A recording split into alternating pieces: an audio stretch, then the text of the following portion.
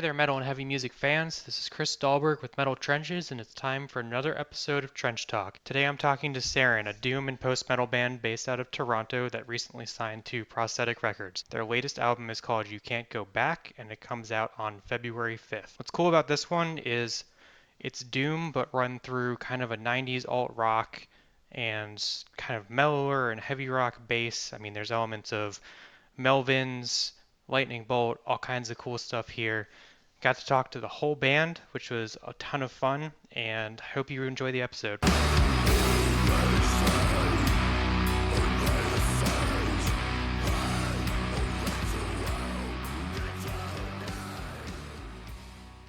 This is Chris Dahlberg with Metal Trenches. Today I'm talking to Sarin from Canada, recently signed to Prosthetic Records. Their newest album, You Can't Go Back, will be out on February 5th. We are recording this on January 25th, so hopefully by the time it's posted, the album will either be out or really close to being out. So just to start, I just wanted to go around and have everybody introduce themselves and kind of just say who you are and what you play in the band. My name's David. I play guitar in Sarin, and I perform what could loosely be considered vocals in Sarin. Sweet. I'll go next. So Alex here, and I play drums in Sarin. I'll go next. I'm Andrew. I play bass in Sarin. Sorry for being late, by the way. I meant to say I was going to be late, but I had two hands holding an infant, so I couldn't text. No worries. I think that's a valid reason. It's not really that valid. He went to a kindergarten. He was stealing them. So one of the ways that I like to start off interviews is just to have a band describe themselves in one sentence. So if you were to describe yourselves in a sentence, whether you're saying genre tags or just words in general, how would you describe Sarin? I don't know if we've ever come to a consensus on what that would be, like if there is a real ethos, but the thing I've been saying in interviews lately is metal for optimists. I don't know if that'll catch on. I don't know if we want it to catch on, but that's what I'm going to go with. Maybe the guy it definitely sets an interesting precedent, but we'll see where it goes. Yeah, it's loud, it's visceral, it's emotive, and it's euphoric. Those are mine. Yeah, I think that's a really good starting point to jump in, actually, because those are kind of some of the words that came to mind as I listened to You Can't Go Back. I mean, it's very heavy. You guys have a lot of emotions you had to get on this record, but for me, I think the two words that came to mind were urgency. So the tempo was a lot faster in a lot of parts than what I've heard of your past material. And I think optimism and hope were kind of the other words that came to mind for like the second half of When You Melt or like Otherness. They're very bright in texture and they're kind of different from what you might expect of a band like yours. Thank you. Yeah, and I think that's kind of what we were going for, if not outright what we were going for. So I'm glad to hear it's hitting the mark.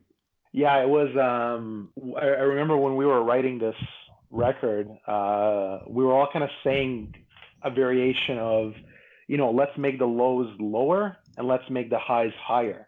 And so, what you're probably picking up on, Chris, is, like when we wanted the tempo to go a little faster, we wanted to convey a happier or joyous feeling, right? Or euphoria. We just straight went with why not throw a blast beat in there? It's not really a black metal song or deathcore or anything, but why not have that if it helps tell the story, right? And on the other song, on Otherness, finger picking style on the guitar, which again we haven't used before, right? Or even mallets on the drums. So it was just about being a little more free on the instruments and free in the composition to kind of let's do justice to the story that we're trying to tell and the emotions we're trying to convey without feeling like we're boxed in or have to conform to any of those kind of typical tropes, right? Yeah. Do you feel like you've... All right. How's everyone doing? Good. Glad you could join. Matt plays guitar for point of reference. Yeah, I play guitar. Yeah, so to go back to that comment, was that approach kind of born out of the lineup changes that the band went through to some degree to say, okay, we've done this style for a certain number of years and we've kind of done what we can with that, and now with the lineup changing to some degree, we want to just branch out further and kind of capture the emotions that we went through with that, but also just, not be locked into the comparisons of the past? The lineup change actually. What was I going to say? Oh, Matt, I should mention we're not doing a video interview. Sweet drill, by the way, though. Yeah, let's Thank not. you. Yeah, the lineup change not preceded succeeded the writing of the record, so it was actually kind of incidental. So I don't know if that undercuts the question. It was a period of great change, regardless. And I will add, just in the lineup change. So with Darker Lakes, right, that preceded this, we had a very prominent synth. Like some of the leads and some of the main melodies were executed through Brett playing synth. But Brett departed the band, and we actually had a lot of conversations internally. Should we bring back synth? Like, are we a band that hinges on that aesthetic, or do we want to have that aesthetic? And that was actually a bit of a contentious thing at the time. And we ended up going with, let's just be a traditional quote unquote 4-piece band. Let's just play all our instruments, no synth.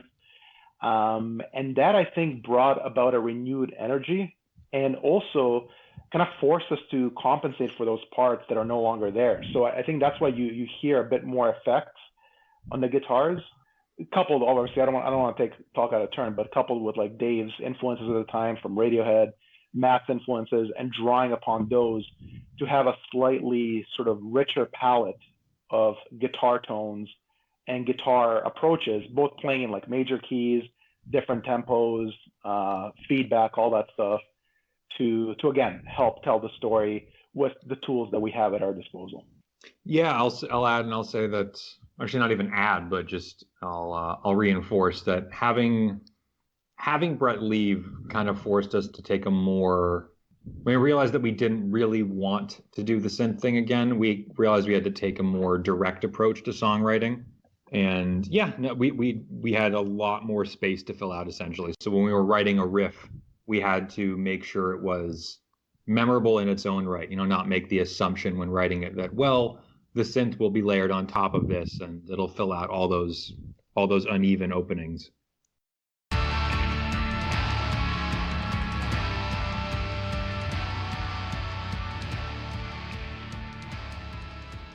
So how does that change your live performance whenever we can eventually get back to shows, given that I think a lot of bands, obviously you would focus on this album that's coming out, but when you go back to those old songs, how would that be approached now with the the more guitar focus and effects?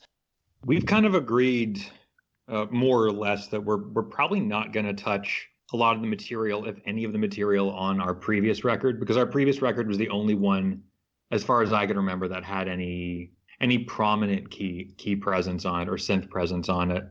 And anytime we've tried to play them together in the practice room, it just hasn't. It's been very obvious that something is missing. One of the tracks on that record, one that seemed to be a favorite for a lot of people who listened to it, called Embers Circling Downwards. If you subtract the synths from that, the ongoing joke with us is that it's just 8 minutes of a bunch of dudes playing a B chord. And that's the instance in which it's most prominent, or where that issue is the most prominent. But it's also pervasive throughout the rest of the record. Like, it just doesn't work without the synth. I, however, can think of a time. Well, first of all, we're still on very good terms with Brett, even though he moved to the other side of the country. He's on the West Coast now. But I'm very open to the idea of having like a guest performance, right? So like Sarin rocking out, no one's expecting, and then boom, like someone comes out with a with a synth, and we bring back some of those monster songs that have like the synth melodies. But yeah, to Dave's point, it's exactly that. It's a lot of those songs, the main melodies sort of hinge on the synth line, and so we don't want to do them injustice, right? So we have to consider that when playing live. I'm going to take the approach, for me personally, that I always kind of look forward to doing new stuff. I don't like going back all the time and doing old stuff, because that stuff was written like 3-4 years ago, something like that. Yeah.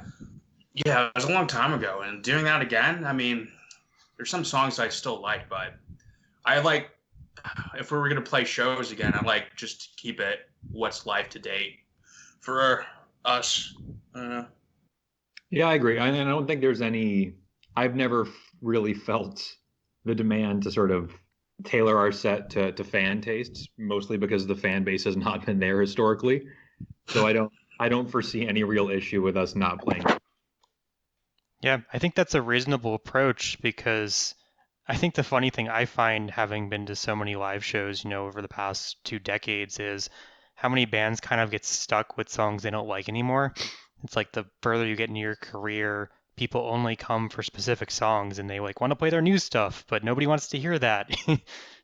It's one of those things where I just go to see a band that I like to hear, and whatever they play, if it's something I really, really like, cool. If it's something that I wasn't as into at the time, also cool, because it's a whole different energy on stage sometimes.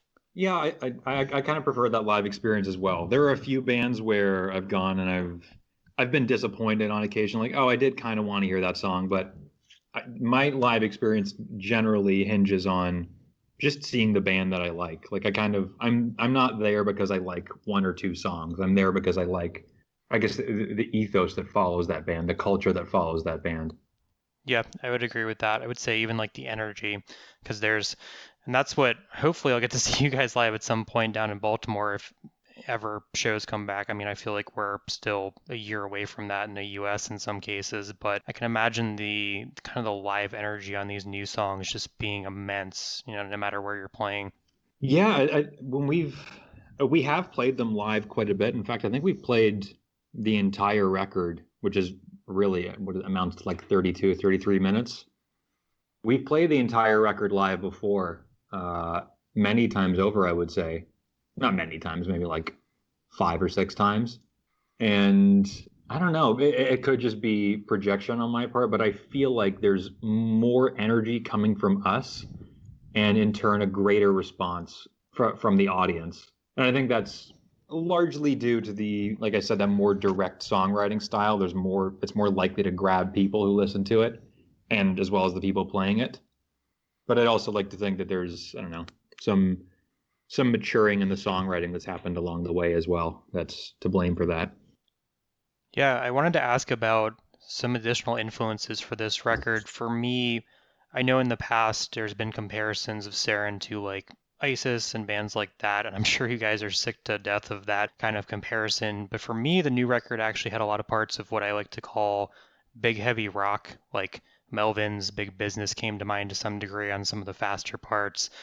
And then there's even like almost like a lightning bolt type of spasticity to it, in addition to all of like the melodic parts that bring to mind classic, 90s music, alt rock, things like that. So I wanted to see if you guys had any specific influences that kind of shone through for you as you were working your way through this album.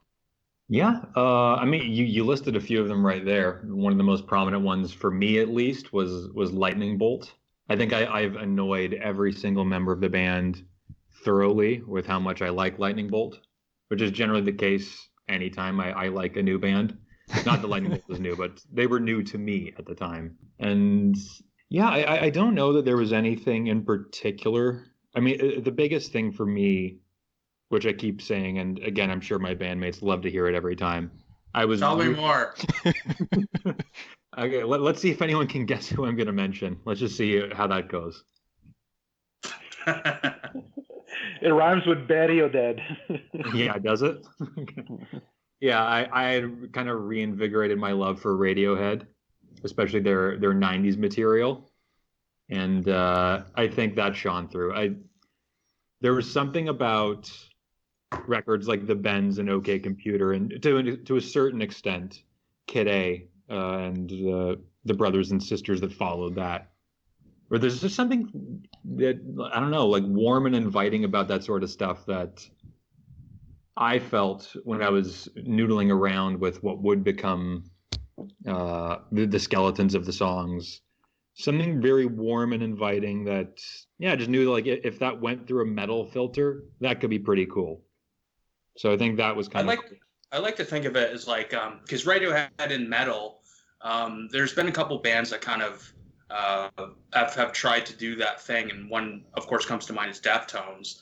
But I think looking back at the record, it's kind of like we inverted it. It's like for Deftones, it's like the vocals sound more Radiohead-ish, like over like really heavy guitars. But I think for some of our material, it's like it's the inverse of that. It's like we have really kind of growly vocals over kind of Radiohead like riff structures. So that's all I have to say about Radiohead. Mm-hmm.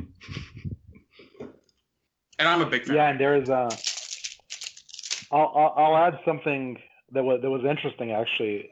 So there's a 10-year gap, age difference between Dave and myself. So Dave being the youngest member of the band, me being the oldest.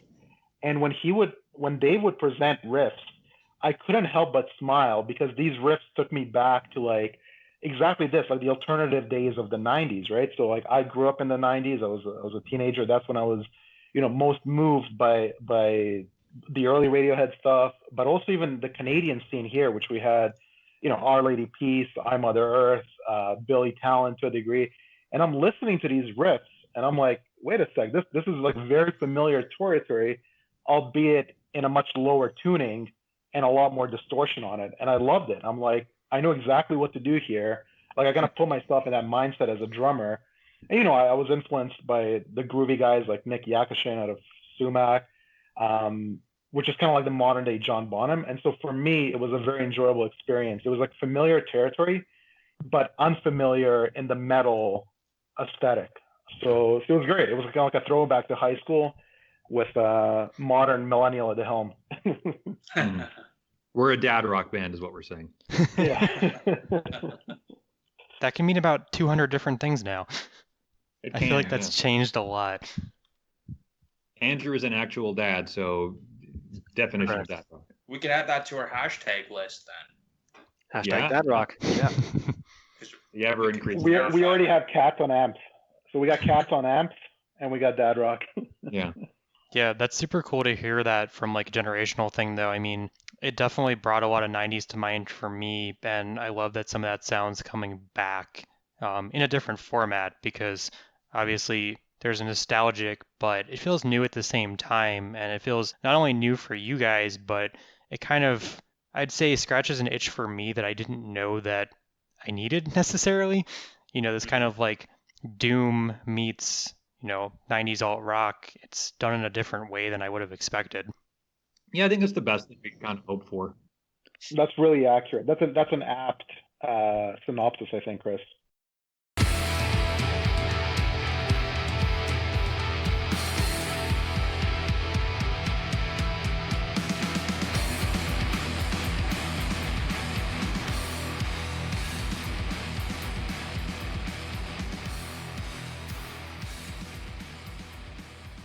Yeah, so I guess to shift over, let's talk about what went into recording it. So you were at Sugar Shack Studios, and I think what I saw on the Bandcamp was it was described as eardrums rupturing and just really intensive overall. So I wanted to hear more about that. Sure. I mean, I got food poisoning right out of the gate. I think the first day we started recording, so it was intense for me on that front, at least. But yeah, we kind of. I'm trying to think of how exactly that went because it's worth noting that at this point, the record is now what 2 years old, over 2 years old, a little bit. Mm-hmm. So kind of the details are a little bit foggy, and I think a big part of that is also that and I think maybe to a lesser extent, Matt, were going through some life changes at the time, or at the very least, some troubles that, for me, like I've almost kind of tried to block out, and I don't really remember that much about that period. But as far as the intensity is concerned, I think the fairest thing to say is that it was just incredibly loud, and yeah, I don't know. I'm kind of floundering here. Alex, Matt, jump in. I'd say it was a very memorable experience. Not only because of food poisoning, and I think it was in London, Ontario, but it was friggin' freezing. But I remember that. But it was a different kind of format of how we. It's not only because we were very amped up to record, because I find the songs that we've done for that record that we're putting out is a lot more organic, and I think it's organic in a sense that everyone contributed a little bit more, and we actually wrote a couple songs like just in the same room, and I personally enjoy that, playing off each other kind of mentality.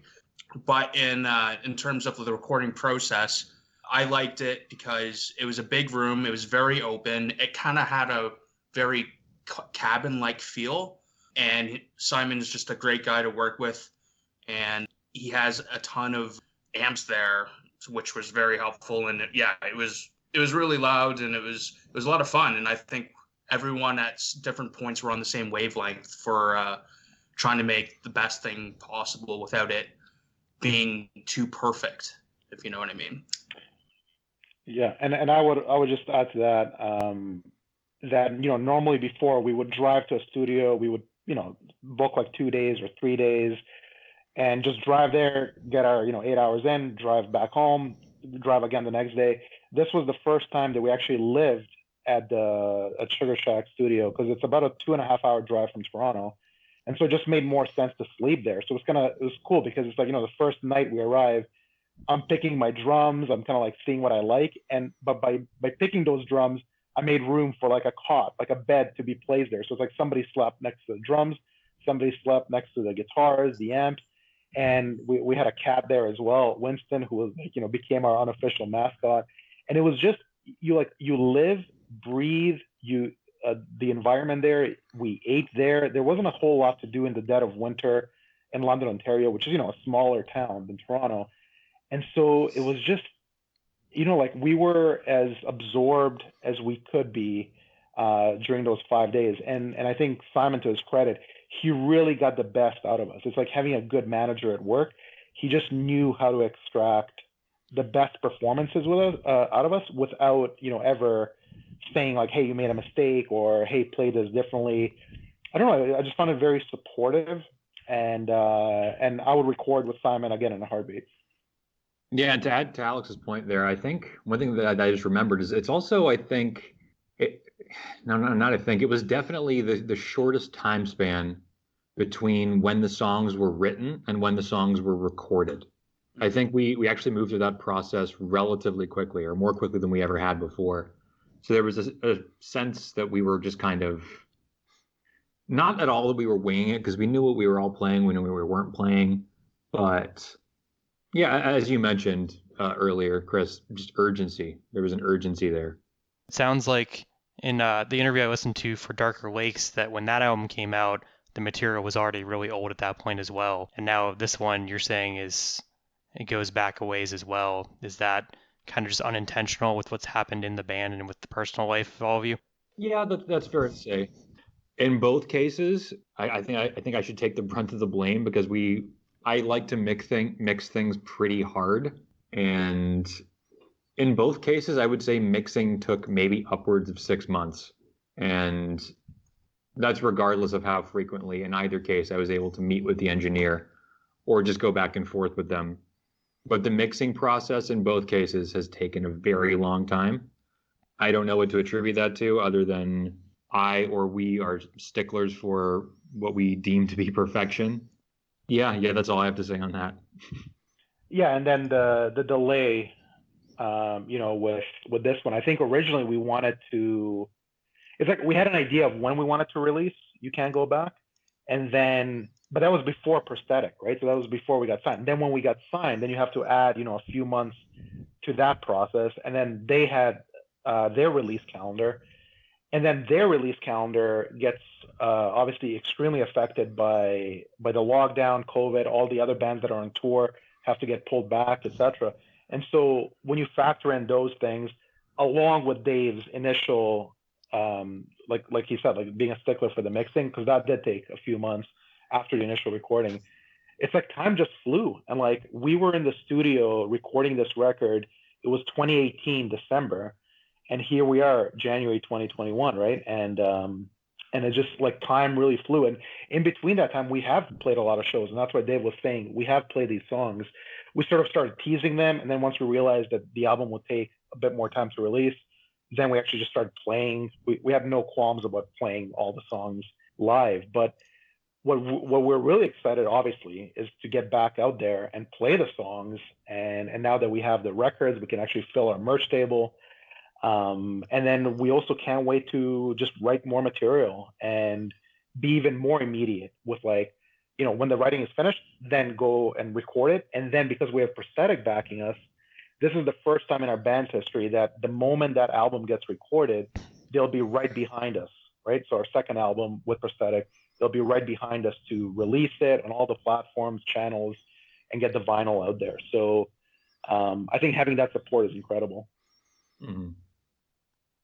Yeah, I think that's a good segue, actually. I wanted to just ask about Prosthetic as a label and what made it the right time in the band's kind of history to make that jump, because you guys have historically been pretty DIY as far as, releasing things yourselves. You did work with Zegema Beach Records for Darker Lakes, which I know that's a smaller Canadian label, but Prosthetic is like definitely a much larger capacity. So what made it kind of the right time to do that?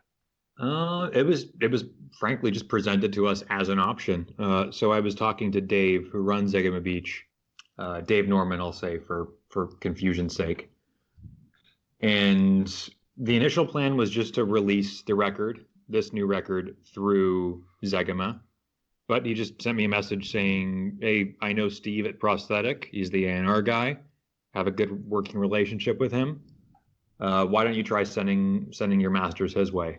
And initially, he being Steve, told us he loved it, but didn't know how it would get signed because of their what sounded like a pretty intensive release schedule.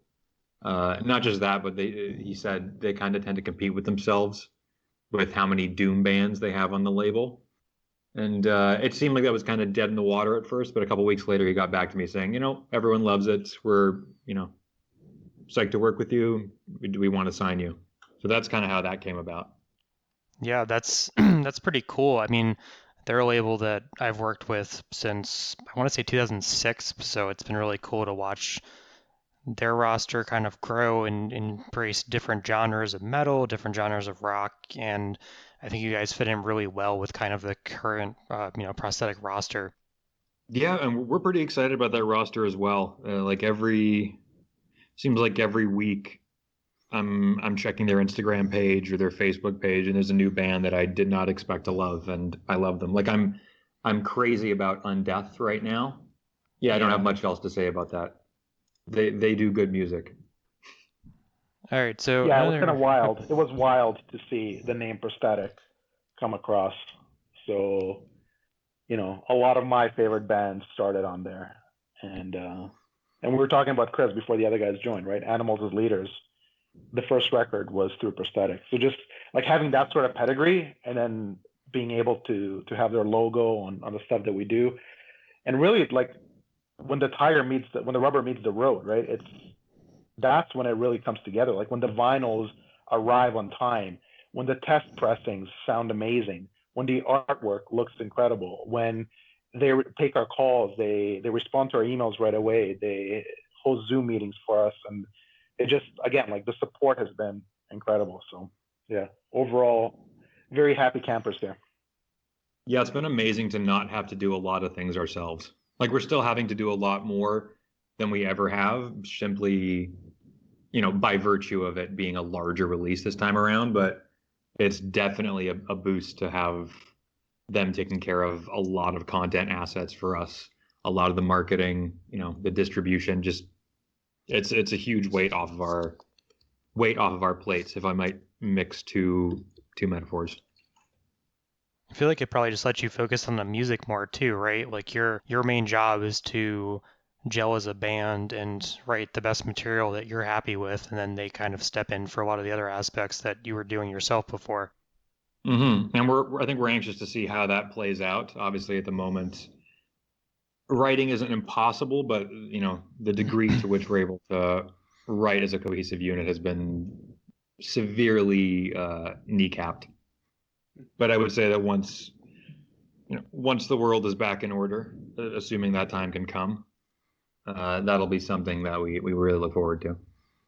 And I'd say it's really good that they're giving us ideas for marketing and social media, because I know personally, and maybe I could speak for our band, but except for maybe Andrew and Alex, but I'm not one for good at marketing and using social media to promote. So it's good to have a label to support you in that way. Mm-hmm. Yeah, if nothing else, it just kind of affords you the ability to shed some time off things you were doing yourself before and then refocusing so that you can pick up on some of the things that you didn't necessarily have the time or energy or comfort to do before, like the social media aspect. I think we've been more active now and actually just like talking to people online than we've probably ever done. So that part's been great. Mm-hmm. I feel like that's good for generating hype right now since people can't do shows and you still need a connection with your fans.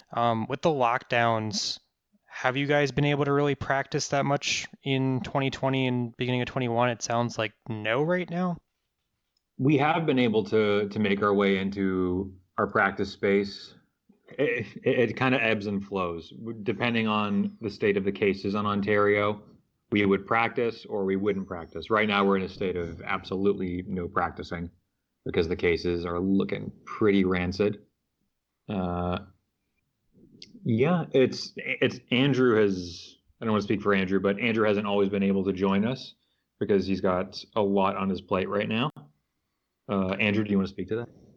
Yeah, I mean, mostly that would be attributed to the fact that I have a daughter at home of 7 months, my firstborn, which has been nothing but a blessing, regardless of the fact that I haven't been able to practice with the guys because number one priority is keeping her, keeping my wife safe, and everything like that. But everything that I'm not able to do in order for us to, protect everyone at home, I've been able to make up in other ways behind the scenes with things like administrative stuff and things like that. And whenever I get the opportunity, record some bass parts over top of some riffs that some of the other dudes have made and all that sort of stuff. Yeah, I think it's a tough situation right now for sure. When do you guys see live shows coming back? I know Alex and I were kind of talking about that a little bit before everybody else joined, but I don't see shows in the US coming back for a long time. I mean, probably still most of this year. I'm not sure if Canada's looking any different really. I don't think any of us could even venture a guess at this point. I mean, I will say that the rollout of the vaccines for in Ontario at least has been pretty abysmal as far as I understand it. So it's not looking good. Yeah, I would really just be throwing caution to the wind by even venturing a guess as to when shows will be back. Like I feel sorry for all the smaller venue owners. Some of them in like our hometown in Toronto, where we're based out of.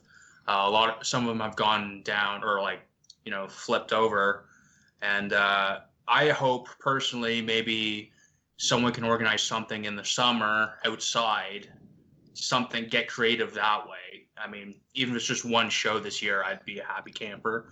But estimation wise, I don't know. Like I tried using a Magic 8 Ball. I don't know, but I'd say like maybe fall. They're saying I've been checking some other like festivals and stuff, and they're saying fall, trying to get the hype going for that. But I think it's going to be more like another year of this crap before we start looking into some normalcy. But that's just my optimistic yet not so optimistic mentality right now. Mm-hmm. Yeah, I would agree with you there. When I've talked to some other bands about this, my thought's always been that the first thing that's going to come back is going to be local shows. And at this point, I'm almost ready for it. Like, I can go to Washington, D.C. or Baltimore and see bands that are from the area because it's very unlikely that anyone's going to want to try to tour, across the entire U.S. when there's no indication of even when shows start again, what the audiences are going to be like, who's going to be there. And honestly, at this point, I would just like a show. It's funny because I feel like being in Baltimore and DC, I was able to be picky to some degree. And, there'd be some shows that I'd skip for, random reasons. And now I'm like, I want to go to everything again. Mm-hmm. Yeah. I think it's definitely, we're going back to very local times, like community-based approaches to things. I mean, it would suck because I was really looking forward to touring and stuff and like seeing different parts of the country and stuff like that. But I think it's going to be a bit more back into the grassroots community-based stuff, which is also very good. Yeah, I don't know. I don't know what to say, but I think there's going to be a lot more support for local artists because everyone knows, and anything, it's the artists that usually suffer the most during this crap. Yeah, it'll be interesting to see what the energy level is like once things do start to open back up again. Like, do a lot of people feel like they took for granted what it was like to be able to just go to shows any night of the week from venues that always hosted them? I really hope so. Like, especially for a band like us that's just starting to kind of like accelerate towards getting our name out there. Will people be in that mindset to be just like, okay, I've been in hibernation for 2 years, like I just want to go to anything and everything, and I want to support venues, I want to support artists, and not only that, but just like regain some of my sanity back. It'll be interesting to see. I think, like, to go into Andrew's point, I think it's just the behaviors of the individual itself. It's like those diehard concert people, like, who want to go see shows and check out local shows. They'll obviously want to do that all the time. But there'll also be like those people that are like, yeah, I'll check out a show once a month, stuff like that. I don't know. It's very hard to change the behavior. If anything, it just amplified. The pandemic just amplified our desires and what we want to do and what we don't want to do. So.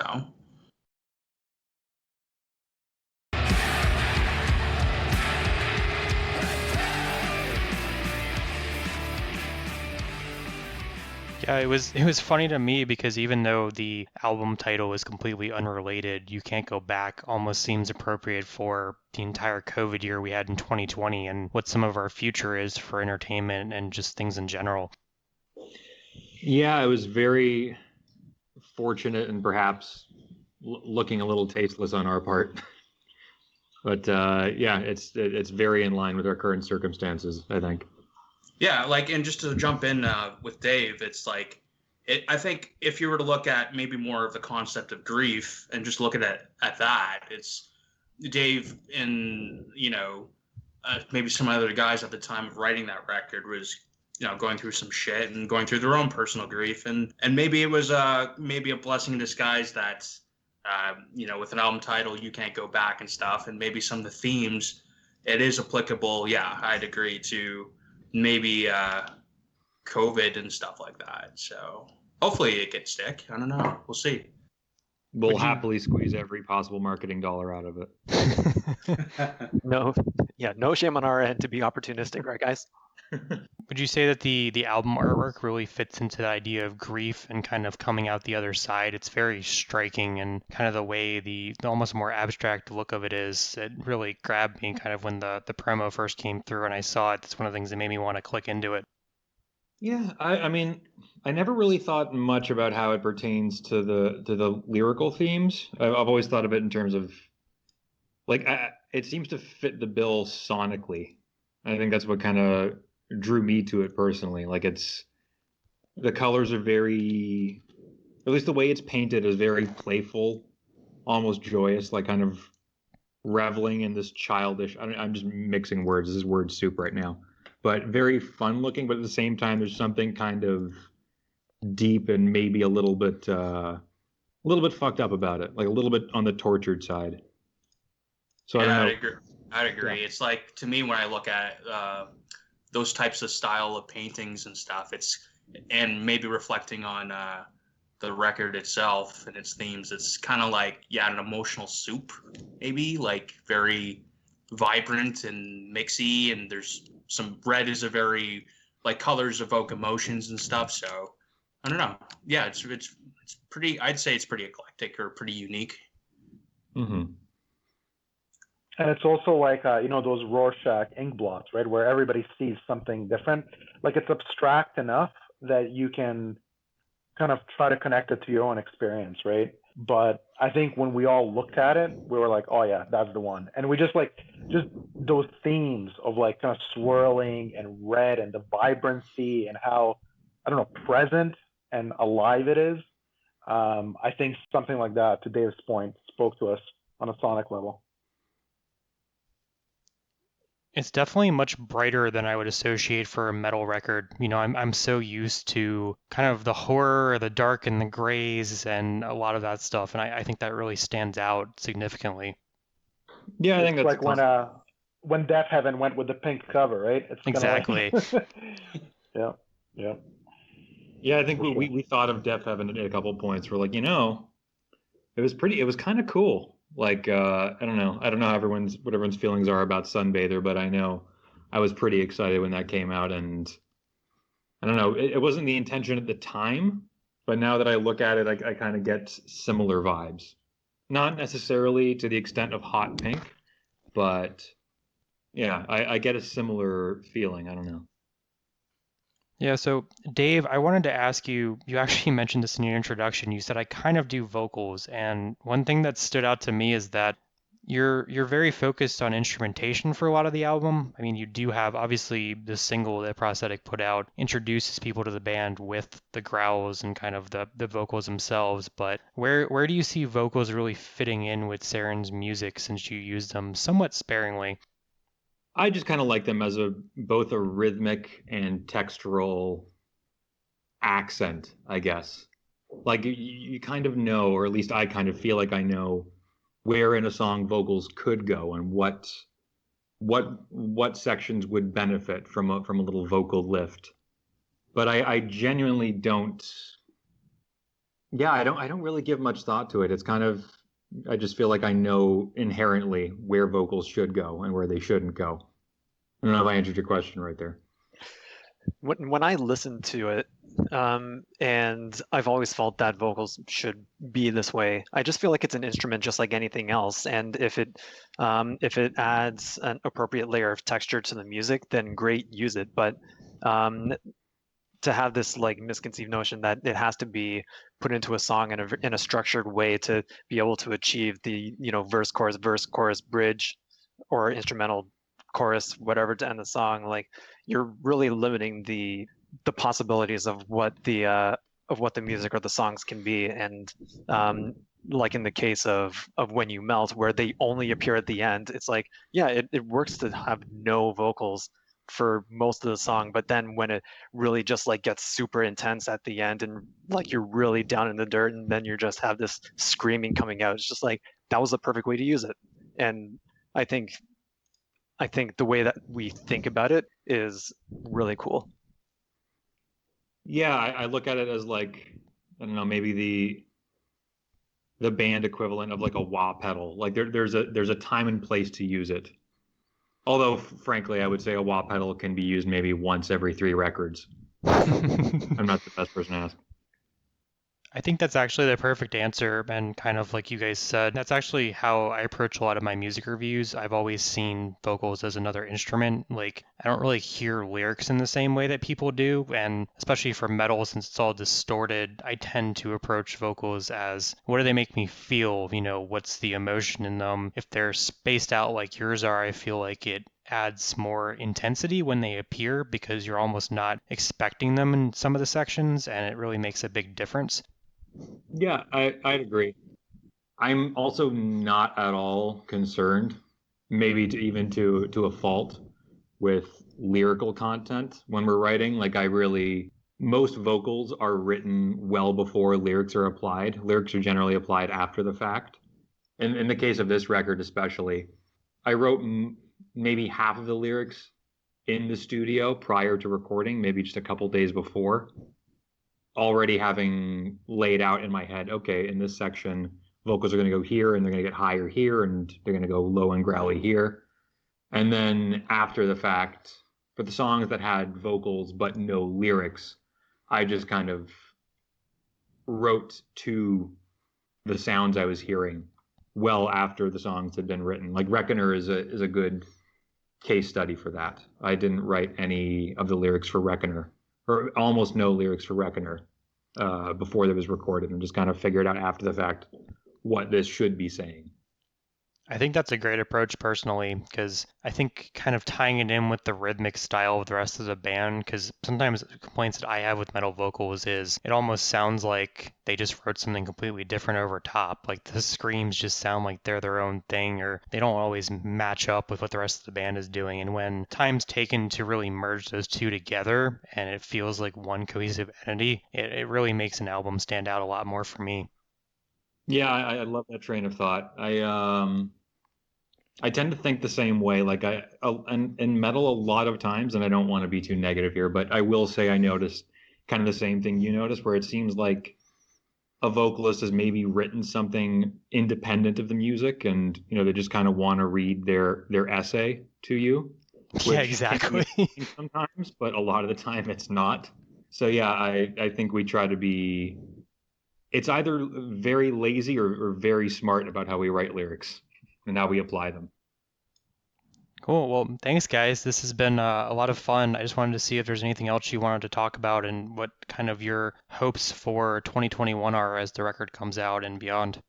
I think we just hope that people listen to the record, enjoy it, follow us on the prerequisite channels, which I won't bother explaining unless someone else wants to take the brunt of that. www. I think if people find us on our Bandcamp page, I'm pretty sure everything that they want to know is there, including social medias. Mm-hmm.